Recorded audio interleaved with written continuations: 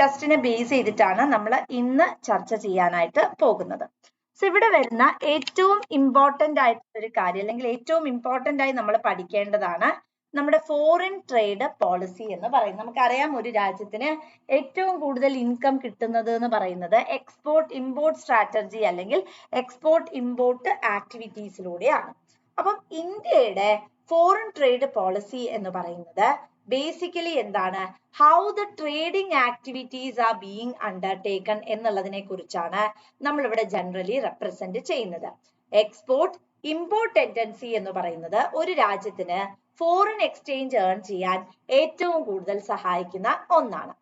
ഇവിടെ ഇന്ത്യയുടെ foreign trade policy എന്ന് പറയുന്നത് ആക്ച്വലി പോസ്റ്റുലേറ്റ് ചെയ്യുന്നത് മറ്റാരുമല്ല, directorate general of foreign trade ആണ്. ഇവരാണ് ബേസിക്കലി നമ്മുടെ എക്കോണമിയുടെ ട്രേഡിംഗ് ആക്ടിവിറ്റീസ് എല്ലാം തന്നെ റിലേറ്റ് ചെയ്യുന്നത്. നമ്മുടെ എക്സ്പോർട്ട് ആക്ടിവിറ്റീസ് ഇൻക്രീസ് ചെയ്യുക, അതുപോലെ തന്നെ ഇമ്പോർട്ടിംഗ് ആക്ടിവിറ്റീസ് എന്ന് പറയുന്നത് റെഡ്യൂസ് ചെയ്യുക. കാരണം നമുക്ക് ഒരു സെൽഫ് സഫിഷ്യന്റ് ആയിട്ടുള്ള എക്കോണമി ബൂസ്റ്റ് ചെയ്യുക എന്നുള്ളതാണ് ഏറ്റവും ഇമ്പോർട്ടന്റ് ആയിട്ടുള്ള കണ്ടീഷൻ. അപ്പൊ ഒരുപാട് കമോഡിറ്റീസ് നമ്മൾ ഇങ്ങനെ ഇമ്പോർട്ട് ചെയ്തുകൊണ്ടിരുന്ന വാട്ട് ഹാപ്പൻസ് ഇസ് ദാറ്റ് നമ്മളുടെ ഫോറിൻ എക്സ്ചേഞ്ച് ഒരുപാട് പുറത്തോട്ട് പോകാനായിട്ടുള്ള ഒരു സാധ്യതയുണ്ട്. അത് റാപ്പിഡ് ആയിട്ടുള്ള പ്രോബ്ലംസിലേക്കും ക്രിയേറ്റ് ചെയ്യാം. അപ്പൊ നമ്മുടെ മോസ്റ്റ് ഇമ്പോർട്ടന്റ് ആയിട്ടുള്ള കൺസേൺ എന്ന് പറയുന്നത് എന്താണ്, നമുക്ക് ഡെവലപ്മെന്റ് ഒറിജിനേറ്റ് ചെയ്യണം, അതേപോലെ തന്നെ ട്രേഡിംഗ് ആക്ടിവിറ്റീസും നമുക്ക് എന്ത് ചെയ്തേ മതിയാവുള്ളൂ, മൊബിലൈസ് ചെയ്തേ പറ്റുള്ളൂ. അപ്പൊ ഫോറിൻ ട്രേഡ് പോളിസിയുടെ ഏറ്റവും ഇമ്പോർട്ടന്റ് ആയിട്ടുള്ള ഫാക്ടർ എന്ന് പറയുന്നത് എക്സ്പോർട്ട് പ്രൊമോട്ട് ചെയ്യുക എന്നുള്ളതാണ്. എക്സ്പോർട്ടിംഗ് ആക്ടിവിറ്റീസ് മൊബിലൈസ് ചെയ്യുക, അതേപോലെ ഇമ്പോർട്ട് എന്ന് പറയുന്നത് റെഡ്യൂസ് ചെയ്യുക. നമുക്ക് ഇമ്പോർട്ട് ചെയ്യുമ്പോൾ നമ്മൾ കൂടുതലായിട്ട് ഇമ്പോർട്ട് ചെയ്തിട്ടുണ്ടെങ്കിൽ ഒരുപാട് പൈസ അങ്ങോട്ടേക്ക് നമ്മൾ എന്ത് ചെയ്യേണ്ടതായിട്ട് വരും, പേയ്മെന്റ് നടത്തേണ്ടതായിട്ട് വരും. അല്ലെങ്കിൽ നമ്മുടെ എക്കോണമിയിൽ നിന്നുള്ള ഒരുപാട് എമൗണ്ട് അങ്ങോട്ടേക്ക് ഔട്ട്ഫ്ലോ സംഭവിക്കുകയാണ് ചെയ്യുന്നത്. This would result in massive levels of imperfections in our economy. ഇപ്പൊ നമ്മുടെ ബേസിക് ആയിട്ടുള്ള കൺസേൺ എന്ന് പറയുന്നത് എന്താ, മാസീവ് ആയിട്ടുള്ള പ്രൊട്ടക്ഷൻ അഡയർ ചെയ്യുക, അതുപോലെ തന്നെ നമുക്ക് ഫോറിൻ എക്സ്ചേഞ്ച് കൂടുതലായിട്ട് ഏൺ ചെയ്യുക എന്നുള്ളതാണ്. അപ്പൊ അതിന് നമ്മളെ ഏറ്റവും കൂടുതൽ സഹായിക്കുന്നത് എന്ത് തന്നെയാണ്, എക്സ്പോർട്ടിംഗ് ആക്ടിവിറ്റി തന്നെയാണ്. നെക്സ്റ്റ് എന്താ വെച്ചാൽ ജനറൽ ലെവൽ ഓഫ് എംപ്ലോയ്മെന്റ്. നമുക്ക് നല്ല രീതിയിൽ എംപ്ലോയ്മെന്റ് പൊട്ടൻഷ്യാലിറ്റി അല്ലെങ്കിൽ എംപ്ലോയ്മെന്റ് ഓഫ് റിസോഴ്സസ് വളരെ ഇമ്പോർട്ടന്റ് ആണ്. സോ നമുക്ക് കൂടുതലായിട്ടും ലേബർ ഇന്റൻസീവ് ആയിട്ടുള്ള പ്രൊഡക്ട്സ് പ്രൊഡ്യൂസ് ചെയ്യാം. ലേബർ ഇന്റൻസീവ് ആയിട്ടുള്ള പ്രൊഡക്ട്സ് നമ്മൾ മാനുഫാക്ചർ ചെയ്താൽ എന്താണ് അതിന്റെ ഗുണം എന്ന് വെച്ചിട്ടുണ്ടെങ്കിൽ, the most important benefit of such A particular thing, കൂടുതൽ എംപ്ലോയ്മെന്റ് പൊട്ടൻഷ്യാലിറ്റി വരും, അല്ലെങ്കിൽ കൂടുതൽ പേർക്ക് ജോലി കിട്ടാനുള്ള ഒരു സാഹചര്യം നമുക്ക് അവിടെ ഉണ്ടായിരിക്കും. അതേപോലെ തന്നെ ആത്മനിർഭർ ഭാരത്, അത് വളരെ ഇമ്പോർട്ടന്റ് ആയിട്ടുള്ള ഒന്ന് തന്നെയാണ്. ആത്മനിർഭർ ഭാരത് എന്ന് പറഞ്ഞിട്ടുണ്ടെങ്കിൽ നമുക്ക് ഡൊമസ്റ്റിക് മാനുഫാക്ചറിങ് മൊബിലൈസ് ചെയ്യുക, നമ്മുടെ എക്കോണമീനെ സെൽഫ് റിലയന്റ് ആയി മാറ്റുക, സെൽഫ് സഫിഷ്യന്റ് ആയി മാറ്റുക മുതലായ സ്ട്രാറ്റജിയാണ് അവിടെ ചെയ്യുന്നത്. സോ ആത്മനിർഭർ ഭാരത് വഴി നമുക്ക് കൂടുതലായിട്ട് റിസോഴ്സസ് ഏൺ ചെയ്യാനായിട്ടും ടാബുലേറ്റ് ചെയ്യാനായിട്ടും നമുക്ക് സാധിക്കുന്നു. അടുത്തത് നമുക്ക് മാർക്കറ്റ്സിനെ ഡൈവേഴ്സിഫൈ ചെയ്യാനായിട്ട് സാധിക്കും. അതായത് കൂടുതലായിട്ട് നമുക്ക് മാർക്കറ്റ് ഓപ്ഷൻസ് നേടാനായി സാധിക്കുന്നു, മാർക്കറ്റിംഗ് ആക്ടിവിറ്റീസ് മൊബിലൈസ് ചെയ്യാനായി സാധിക്കുന്നു, തന്മൂലം നമ്മുടെ മാർക്കറ്റ്സിനെ ഒന്ന് സ്ട്രോങ് ചെയ്യാനായി സാധിക്കുന്നു.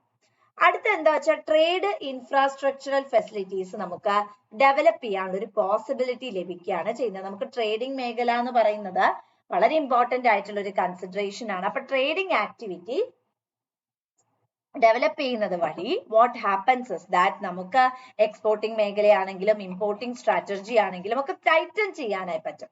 നമ്മുടെ ബേസിക് ആയിട്ടുള്ള ലക്ഷ്യം എപ്പോഴും എന്താ, എക്സ്പോർട്സ് കൂടുതലായിട്ട് ഡെവലപ്പ് ചെയ്യുക എന്നുള്ളതാണ്. നെക്സ്റ്റ് എന്താ വെച്ചാൽ ഈസ് ഓഫ് ഡൂയിങ് ബിസിനസ്. പണ്ടൊക്കെ നമുക്കൊരു ബിസിനസ് കമൻസ് ചെയ്യുക എന്ന് പറഞ്ഞിട്ടുണ്ടെങ്കിൽ there were serious levels of regulations as well as restrictions. ഇന്ന് അങ്ങനെയല്ല, നമുക്ക് ഏകജാലക പോർട്ടൽ വഴി എന്ത് ചെയ്യാൻ പറ്റുന്നു, കൂടുതലായിട്ട് റിസോഴ്സ് ബേസിൻസ് ടാബുലേറ്റ് ചെയ്യാനും റിസോഴ്സസ് ഗെയിൻ ചെയ്യാനും. മാത്രമല്ല നമ്മൾ ഈ ഏകജാലം, ഇപ്പൊ നമ്മൾ ഡിഗ്രിക്കൊക്കെ അഡ്മിഷൻ എടുക്കുമ്പോൾ വി ഹാവ് ദ ഏകജാലം പോർട്ടൽ അല്ലെ, അതേപോലെ തന്നെ നമുക്കിവിടെ ട്രേഡിംഗ് സെക്ടറിലേക്ക് എൻ്റർ ചെയ്യുന്ന സമയത്ത് ഒരു സിംഗിൾ ട്രേഡിംഗ് വിൻഡോ ഉപയോഗിച്ച് നമ്മൾ എന്ത് ചെയ്യുക, നമ്മുടെ ആക്ടിവിറ്റീസ് മൊബിലൈസ് ചെയ്യുക. Next comes MSME sector, micro small and medium എന്റർപ്രൈസസിനെ ഒന്ന് ഫോർമുലേറ്റ് ചെയ്യുക. നമുക്ക് ചെറുകിട വ്യവസായങ്ങളുണ്ട്, അതുപോലെ തന്നെ വളരെ മൈക്രോ ആയിട്ടുള്ള യൂണിറ്റ്സ് ഉണ്ട്, മീഡിയം സ്കെയിൽ ഇൻഡസ്ട്രീസ് ഉണ്ട്. അപ്പൊ ഇവരെയൊക്കെ നല്ല രീതിയിൽ പ്ലഗ് ഇൻ ചെയ്യുക, ഡെവലപ്പ് ചെയ്യുക എന്ന് പറയുന്നതും എന്ത് തന്നെയാണ്, ഇമ്പോർട്ടന്റ് ആയിട്ടുള്ള കൺസിഡറേഷൻ തന്നെയാണ്. നെക്സ്റ്റ് ഗ്ലോബൽ സപ്ലൈ ചെയിൻസ് ആയിട്ട് നമുക്കറിയാം, നമുക്ക് എപ്പോഴും എന്ത് ആവശ്യമാണ്, ഒരു ഇന്റർനാഷണൽ കോമ്പറ്റീഷൻ എന്ന് പറയുന്നത് ഇമ്പോർട്ടന്റ് ആണ് അല്ലെ. നമുക്ക് വേൾഡ് വൈഡില് ഇന്റർനാഷണൽ കോമ്പറ്റീഷൻസിന് മൊബിലൈസ് ചെയ്യാൻ പറ്റുന്നില്ലെങ്കിൽ നമ്മൾ വളരെയധികം എന്തായിരിക്കും, വളരെ റെസ്ട്രിക്റ്റഡ് ആയിട്ടുള്ള, അല്ലെങ്കിൽ നമുക്ക് ഡെവലപ്മെന്റിലേക്ക് ഒന്നും പോവാൻ പറ്റില്ല.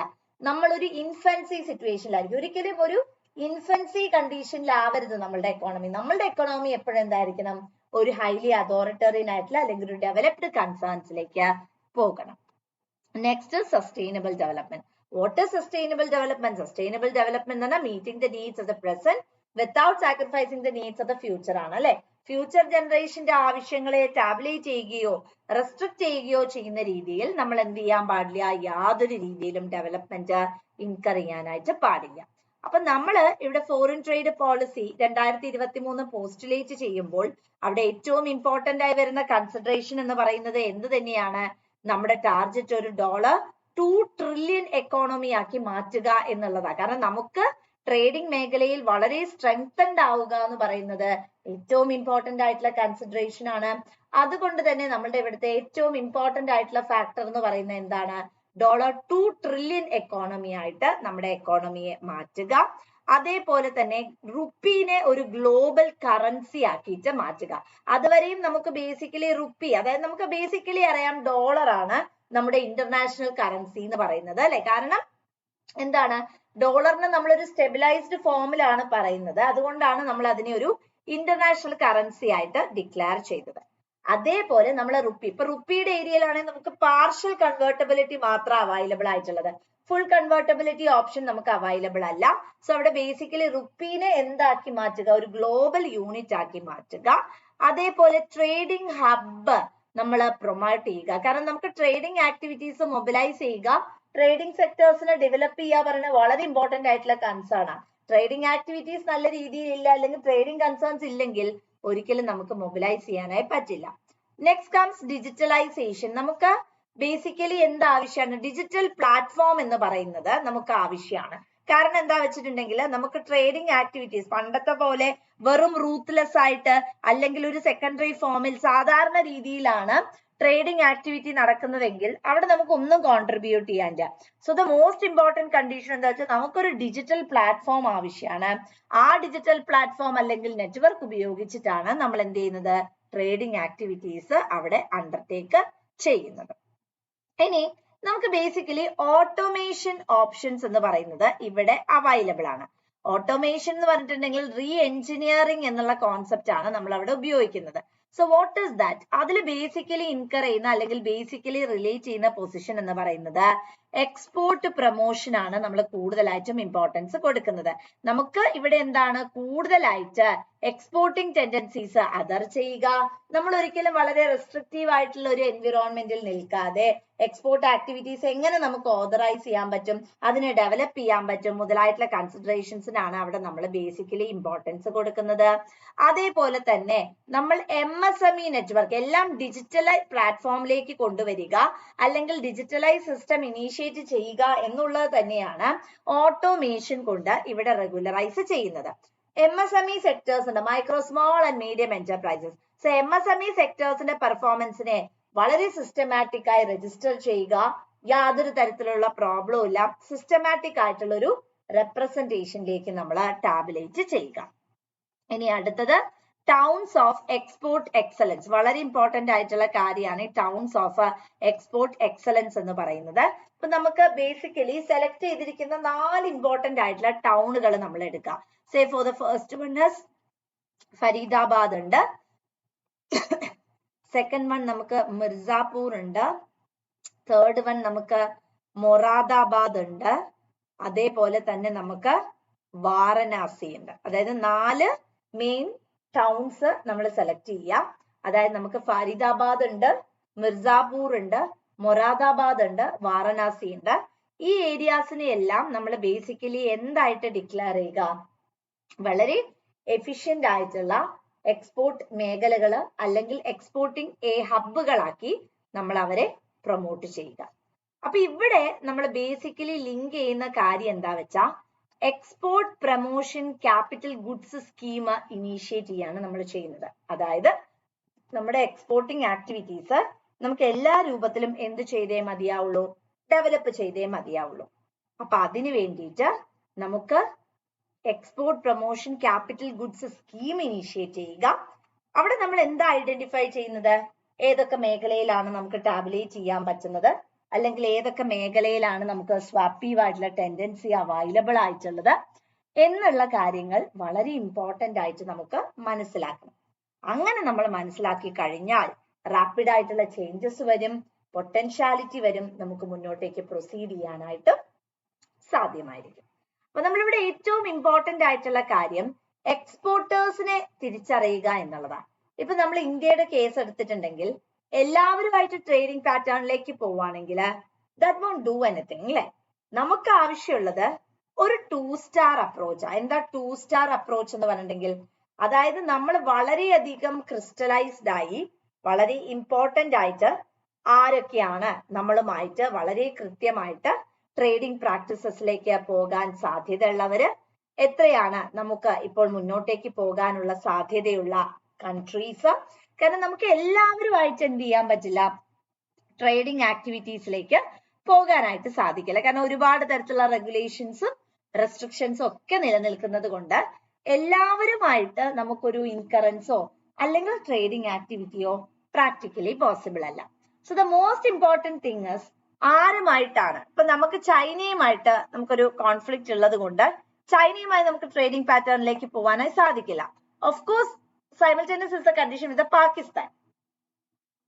പാകിസ്ഥാനായിട്ടും നമുക്ക് എന്ത് ചെയ്യാൻ പറ്റില്ല? വളരെ റിലേറ്റഡ് ആയിട്ടുള്ള ഒരു ട്രേഡിംഗ് കണ്ടീഷനിലേക്ക് പോകാനായി സാധിക്കില്ല.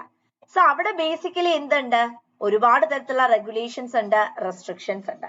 സോ അവിടെ നമ്മൾ എപ്പോഴും അഡെയർ ചെയ്യേണ്ട അല്ലെങ്കിൽ നമ്മുടെ കൺസേൺ ചെയ്യേണ്ട ഏറ്റവും ഇമ്പോർട്ടന്റ് ആയിട്ടുള്ള ഒരു ഫാക്ടർ എന്ന് പറഞ്ഞിട്ടുണ്ടെങ്കിൽ how we are going for the trading mobilisation അല്ലെ ട്രേഡിംഗ് ആക്ടിവിറ്റീസ്. വെദർ ആ ട്രേഡിംഗ് ആക്ടിവിറ്റീസ് വളരെ കൃത്യമായിട്ടുള്ള ഒരു പോസ്റ്റുലേഷൻസിലേക്ക് എത്തുന്നുണ്ടോ, അവരുമായി ട്രേഡ് ചെയ്യുന്നത് വഴി ആംബിൾ ആയി ഫോറിൻ എക്സ്ചേഞ്ച് ഏൺ ചെയ്യാൻ പറ്റുന്നുണ്ടോ. All those things are very important matter to be discussed. Next is with related to prices. Prices എന്ന് പറഞ്ഞിട്ടുണ്ടെങ്കിൽ നിങ്ങൾ അവിടെ ഡീറ്റെയിൽ ഔട്ട് ചെയ്യേണ്ടത് ഇൻഫ്ലേഷൻ ആണ്. What is inflation? ഇൻഫ്ലേഷൻ എന്ന് പറഞ്ഞിട്ടുണ്ടെങ്കിൽ it is nothing but too much money chasing too few good അല്ലെ. നമുക്ക് ഒരു ഓവറോൾ പ്രൈസ് റൈസിനെയാണ് എന്തുകൊണ്ട് ഉദ്ദേശിക്കുന്നത്? ഈ ഒരു ഇൻഫ്ലേഷണറി കണ്ടീഷൻ കൊണ്ട് ഉദ്ദേശിക്കുന്നത്. അപ്പൊ ഇവിടെ ആൾക്കാരുടെ പർച്ചേസിംഗ് പവറിൽ എന്ത് സംഭവിക്കുക ചെയ്യുന്നത്? ഒരു ഡിമിനിഷിങ് സാധ്യത വരിക. കാരണം സാധനങ്ങളുടെ വില എന്ന് പറയുന്നത് കുതിച്ചുയരാണ്. അപ്പൊ സാധനങ്ങളുടെ വില അങ്ങനെ കുതിച്ചുയരുന്ന സമയത്ത് വാട്ട് ഹാപ്പൻസ് ഇസ് ദാറ്റ് നമുക്ക് സാധനങ്ങൾ കോമൺ കൺസ്യൂമേഴ്സിന് സാധനങ്ങൾ പർച്ചേസ് ചെയ്യാനുള്ള പോസിബിലിറ്റി അവിടെ കിട്ടുന്നില്ല. സിൻസ് ബിക്കോസ് കമോഡിറ്റീസിന്റെ പ്രൈസിന് എന്ത് സംഭവിച്ചിരിക്കുന്നു? ഒരു ഹൈക്ക് അവിടെ സംഭവിച്ചിരിക്കുന്നു. അപ്പൊ ഇവിടെ ഇൻഫ്ലേഷൻ റേറ്റ് എന്ന് പറയുന്നത് ക്രോണിക് ആയിട്ട് ഇൻക്രീസ് ചെയ്യാണ്. ഒരു പെർട്ടിക്കുലർ ലിമിറ്റ് വരെ ഇൻഫ്ലേഷൻ സിറ്റുവേഷൻ വരികയാണെങ്കിൽ നമുക്ക് ഓക്കെ ആണ്. പക്ഷേ നമുക്കറിയാം പലതരത്തിലുള്ള ഇൻഫ്ലേഷണറി സിറ്റുവേഷൻ ഉണ്ട്. Of course you all have learned in your macro area. Creeping ഉണ്ട്, walking ഉണ്ട്, hyper ഉണ്ട്, galloping ഉണ്ട്. So there are chronic and chronic levels of inflationary condition which an economy is passing through. So ഇവിടെ നമ്മളുടെ ഏറ്റവും important ആയിട്ടുള്ള consideration എന്ന് പറയുന്നത് ഇൻഫ്ലേഷനെ കർട്ടേൽ ചെയ്യുക. കാരണം ഇൻഫ്ലേഷണറി സിറ്റുവേഷൻ റാപ്പിഡ് ആയിട്ട് വരുന്നു, അല്ലെങ്കിൽ ഇൻഫ്ലേഷണറി സിറ്റുവേഷൻ വളരെ ക്രോണിക് ആയി വന്നിട്ടുണ്ടെങ്കിൽ നമ്മളുടെ എക്കണോമിനെ വളരെ മോശമായി തന്നെ, വളരെ സീരിയസ് ആയി തന്നെ ബാധിക്കാനുള്ള സിറ്റുവേഷൻ ഉണ്ട്. So the most important thing is ഇൻഫ്ലേഷനെ കർട്ടേൽ ചെയ്യുക എന്നുള്ളതാണ്. ഇപ്പൊ നമ്മൾ നോക്കുകയാണെങ്കിൽ നമ്മുടെ എക്കോണമിയിൽ ഓൾമോസ്റ്റ് നമുക്ക് ഒരു 5.6% ആണ് ഇൻഫ്ലേഷണറി റേറ്റ് പറയാനായിട്ട് സാധിക്കുന്നത്. ഇൻഫ്ലേഷൻ റേറ്റ് നമ്മൾ പറയുവാണെങ്കിൽ മാർച്ചിൽ അത് 1% ആയി വർദ്ധിച്ചു. ദെൻ നമ്മൾ ഏപ്രിൽ എടുക്കുവാണെങ്കിൽ അത് 2% ആയി വർദ്ധിച്ചു. മെയ്യുടെ കണക്കെടുക്കുവാണെങ്കിൽ അഗെയിൻ അത് 7% ആയിട്ട് ഹൈക്ക് ആവുകയാണ് ചെയ്തത്. സോ ഇൻഫ്ലേഷണറി കണ്ടീഷൻ എന്ന് പറയുന്നതിന് ബേസിക്കലി എപ്പോഴും എന്ത് സംഭവിക്കുന്നു, വളരെ വലിയ രീതിയിലുള്ള റാപ്പിഡ് ആയിട്ടുള്ള ഒരു ഇൻക്രീസിങ് ടെൻഡൻസി തന്നെയാണ് കാണിക്കുന്നത്. അപ്പൊ ശരിക്കും പറയുകയാണെങ്കിൽ നമ്മുടെ കൺസ്യൂമർ പ്രൈസ് ഇൻഡെക്സിലും ഇവിടെ എന്ത് സംഭവിക്കുന്നുണ്ട്, ഹൈക്ക് സംഭവിക്കുന്നുണ്ട്. അതായത് കൺസ്യൂമേഴ്സ് കോമൺ ആയി വാങ്ങേണ്ട കമോഡിറ്റീസിന്റെ ആ ഒരു ക്രിസ്റ്റലൈസേഷൻ അല്ലെങ്കിൽ അതിന്റെ ഒരു ലെവൽ എന്ന് പറയുന്നത് വളരെ ക്രോണിക് ആയിട്ട് വരുന്നു. അപ്പൊ കോമൺ പീപ്പിളിന് എന്ത് ചെയ്യാൻ പറ്റില്ല, ഇത് മീറ്റ് ചെയ്യാനായിട്ട് സാധിക്കില്ല. ഇപ്പൊ എമർജിങ് ആയിട്ടുള്ള എക്കണോമീസിന്റെ അല്ലെങ്കിൽ എമർജിങ് ആയിട്ടുള്ള കൺട്രീസിന്റെ പോസ്റ്റുലേഷൻസിലേക്ക് നമ്മൾ പോവുകയാണെങ്കിൽ അവിടെ നമുക്ക് കാണാൻ പറ്റുന്ന ഇൻഫ്ലേഷൻ റേറ്റ് എന്ന് പറയുന്നത് 8.1%. എന്നാൽ അഡ്വാൻസ്ഡ് എക്കോണമീസിലേക്ക് പോവുകയാണെങ്കിലോ, അഡ്വാൻസ്ഡ് എക്കോണമീസിൽ പോവുകയാണെങ്കിൽ നമുക്ക് അവിടെ കാണാൻ പറ്റുന്നത് നമ്മുടെ ഇൻഫ്ലേഷൻ റേറ്റ് എന്ന് പറയുന്നത് ഇറ്റ് ഈസ് 4.4% ആണ്. എമർജിംഗ് കൺട്രീസിന്റെ മേഖലയാണെങ്കിൽ ഇൻഫ്ലേഷൻ റേറ്റ് 8.1% ആണ്. എന്നാൽ അഡ്വാൻസ്ഡ് എക്കണോമീസിന്റെ കേസിലേക്ക് നമ്മൾ ഷിഫ്റ്റ് ചെയ്യുകയാണെങ്കിൽ അവിടെ നമുക്ക് കാണാനായിട്ട് സാധിക്കുന്നത് ഇറ്റ് ഈസ് അറൌണ്ട് 4.4% ആണ് വരുന്നത്. സോ ഇത് ബേസിക്കലി വളരെ ക്രോണിക് ആയിട്ടുള്ള ഒരു രേഖ തന്നെയാണ്. നമ്മൾ 2022 നമ്മളോട് സ്റ്റേറ്റ്മെന്റ് ബേസ്ഡ് ആയിട്ട് ക്വസ്റ്റ്യൻസ് ചോദിക്കാം, അത് ഫിഗറുകൾ ബേസ്ഡ് ആയിട്ടും ചോദിക്കാം. 2022 കണക്ക് പരിശോധിച്ചാൽ UK-യിൽ 9.2% ആണ് വരുന്നത്. അതേപോലെ ജർമ്മനിയുടെ കണക്കെടുത്താൽ 8.6%, USA-യുടെ കണക്കെടുക്കുകയാണെങ്കിൽ 6.5%, ബ്രസീലിന്റെ കണക്കെടുക്കുകയാണെങ്കിൽ 5.8% ആണ് വരുന്നത്. സോ ഇതിന്റെ ഒരു പെർട്ടിക്കുലർ ആയിട്ടുള്ള അല്ലെങ്കിൽ ഇതിനെ റിലേറ്റ് ചെയ്തുകൊണ്ടുള്ള ഒരു കോൺസെപ്റ്റ് തന്നെയാണ് അല്ലെങ്കിൽ ഒരു ഇൻഫ്ലേഷണറി സിറ്റുവേഷൻ തന്നെയാണ് നമുക്ക് എവിടെ കാണാനായി പറ്റുന്നത്, ഈ ഒരു ഏരിയയിൽ കാണാനായി സാധിക്കുന്നത്. Now come foods and beverages. ഓരോ ഐറ്റത്തിന്റെയും ഇൻഫ്ലേഷണറി റേറ്റുകൾ, അത് ലേറ്റസ്റ്റ് ആയിട്ടുള്ള ഫിഗറുകൾ നിങ്ങൾ പഠിച്ചു വെക്കണം. 2023-താണ് നമുക്ക് ഓതന്റിക് ആയിട്ടുള്ള സോഴ്സ് അവൈലബിൾ ആയിട്ടുള്ളത്. ഫുഡ് ആൻഡ് ബിവറേജസിന്റെ 7% ആണ്. സീരിയൽസ് ആൻഡ് പ്രൊഡക്ട്സിന്റെ മേഖലയിലേക്ക് കടന്നാൽ 9.3% ആണ്. മീറ്റ് ആൻഡ് ഫിഷിന്റെ മേഖലയിലേക്ക് കടന്നാൽ 4.7% ആണ്. എഗ്ഗിന്റെ മേഖലയിലേക്ക് കടന്നാൽ -1% ആണ്. മിൽക്ക് ആൻഡ് പ്രൊഡക്ട്സിന്റെ മേഖലയിലേക്ക് കടന്നാൽ 6.8% ആണ്. ഓയിൽസ് ആൻഡ് ഫാറ്റ്സിന്റെ മേഖലയിലേക്ക് കടന്നാൽ 5.4% ആണ്. ഫ്രൂട്ട്സിന്റെ മേഖലയിലേക്ക് കടന്നാൽ 4.4% ആണ്. വെജിറ്റബിൾസിന്റെ മേഖലയിലേക്ക് കടന്നാൽ 7.6% ആണ്. പൾസ് ആൻഡ് പ്രൊഡക്ട്സിന്റെ കേസിലേക്ക് പോയാൽ 1.8% ആണ്. സോ ഇവിടെ റാപ്പിഡ് ആയിട്ടുള്ള ഇൻഫ്ലേഷണറി സിറ്റുവേഷൻസ് ആണ് നമുക്ക് റെപ്രസെന്റ് ചെയ്ത് തരുന്നത്. ഇതെല്ലാം നിങ്ങൾ പഠിച്ചു വെക്കണം, കാരണം വേറൊന്നുമല്ല, സ്റ്റേറ്റ്മെന്റ് ബേസ്ഡ് ആയിട്ട് ക്വസ്റ്റ്യൻസ് വരും. മാത്രമല്ല നമ്മൾ അങ്ങനെ ഒരു എക്സാമിനാണ്, സ്റ്റാറ്റിസ്റ്റിക്കൽ അസിസ്റ്റന്റിനാണ് പ്രിപ്പയർ ചെയ്യുന്നത്. സോ ഓഫ് കോഴ്സ് നിങ്ങളോട് ഈ ഒരു ഏരിയയിൽ നിന്നും ചോദ്യങ്ങൾ പ്രതീക്ഷിക്കാം. പിന്നെയുള്ളത് ഹെഡ്ലൈൻ ഇൻഫ്ലേഷൻ ആണ്. ഇവ രണ്ടും തമ്മിലുള്ള വ്യത്യാസം നിങ്ങൾ നിർബന്ധമായിട്ടും പഠിക്കണം. ഹെഡ്ലൈൻ ഇൻഫ്ലേഷൻ എന്ന് പറഞ്ഞാൽ മൊത്തത്തിൽ എത്രയാണ് ഇൻഫ്ലേഷണറി കണ്ടീഷൻ ഉള്ളത്, അതാണ് ഈ headline inflation. So headline inflation 6.8% വരുന്നത്. Then comes core inflation. Core inflation എന്ന് പറഞ്ഞിട്ടുണ്ടെങ്കിൽ ഹെഡ്ലൈൻ ഇൻഫ്ലേഷനിൽ നിന്നും മാറുന്നത് എന്താന്ന് വെച്ചാൽ ഫുഡും എനർജിയുടെ ലെവലിലുള്ള ഇൻഫ്ലേഷണറി കണ്ടീഷൻ നമ്മൾ കോറിൽ എടുക്കില്ല. കോർ ഇൻഫ്ലേഷൻ വരുന്ന സമയത്ത് അവിടെ നമ്മൾ ഫുഡ് അതുപോലെ തന്നെ എനർജി ഏരിയയിൽ വരുന്ന ഇൻഫ്ലേഷണറി സിറ്റുവേഷൻ നമ്മൾ എവിടെ എടുക്കില്ല, കോർ ഇൻഫ്ലേഷനിൽ എടുക്കില്ല. ഹെഡ്ലൈൻ ഇൻഫ്ലേഷൻ എന്ന് പറഞ്ഞാൽ it is nothing but inflation. അപ്പൊ ഇവിടെ നമ്മൾ ബേസിക്കലി പറയുമ്പോൾ ഹെഡ്ലൈൻ ഇൻഫ്ലേഷൻ 6.8% ആണ്. കോർ ഇൻഫ്ലേഷൻ 6.1%, ഫുഡ് ഇൻഫ്ലേഷൻ എന്ന് പറയുന്നത് ഇറ്റ് ഇസ് നത്തിങ് ബട്ട് 7%-ഉമാണ് വരുന്നത്. സോ ബേസിക്കലി ഇൻഫ്ലേഷണറി ടെൻഡൻസി നമ്മൾ എപ്പോൾ മാർക്ക് ചെയ്താലും വളരെ സീരിയസ് ആയിട്ടുള്ള മേഖലയായി തന്നെയാണ് നമ്മൾ അതിനെ ബേസിക് ആയിട്ട് പറയാറുള്ളത്.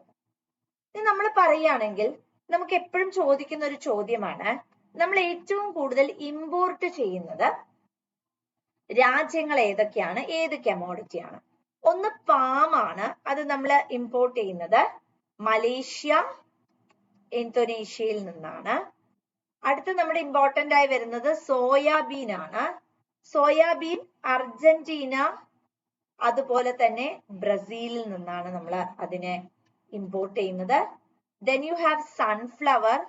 സൺഫ്ലവറിന്റെ ഏരിയ നമ്മൾ ഉക്രൈനിൽ നിന്നും അതേപോലെ തന്നെ റഷ്യയിൽ നിന്നും അതുപോലെ അർജന്റീനയിൽ നിന്നുമാണ് നമ്മൾ എന്ത് ചെയ്യുന്നത്, ഇമ്പോർട്ട് ചെയ്യുന്നത്. സോ പാം എന്ന് പറയുന്നത് ഇമ്പോർട്ട് ചെയ്യുന്ന മെയിൻ ഏരിയ മലേഷ്യ, ഇന്തോനേഷ്യ ആണ്. സോയാബീൻ്റെതാണെങ്കിൽ അർജന്റീന, ബ്രസീൽ ആണ്. സൺഫ്ലവർ ആണ് ഉക്രൈൻ, റഷ്യ അതുപോലെ തന്നെ അർജന്റീനയിൽ നിന്നാണ് നമ്മൾ വരുന്നത്. ഇനി നമുക്ക് ബേസിക്കലി ഓരോന്നിന്റെയും, അതായത് റൂറലിന്റെയും അതേപോലെ തന്നെ അർബന്റെയും ഇൻഫ്ലേഷണറി കണ്ടീഷൻ പഠിക്കണം. പലപ്പോഴും പല കാൻഡിഡേറ്റ്സും ചോദിക്കുന്നത് ഇത്രയും ഫിഗർ ഒക്കെ പഠിക്കണോ എന്നുള്ളതാണ്. ഓഫ് കോഴ്സ് നമ്മൾ അങ്ങനത്തെ ഒരു എക്സാമിലേക്കാണ് പോണത്. അതുകൊണ്ട് നിർബന്ധമായിട്ടും നമ്മൾ ഇത്തരത്തിലുള്ള ഫിഗേഴ്സ് പഠിച്ചു വെക്കേണ്ട ആവശ്യം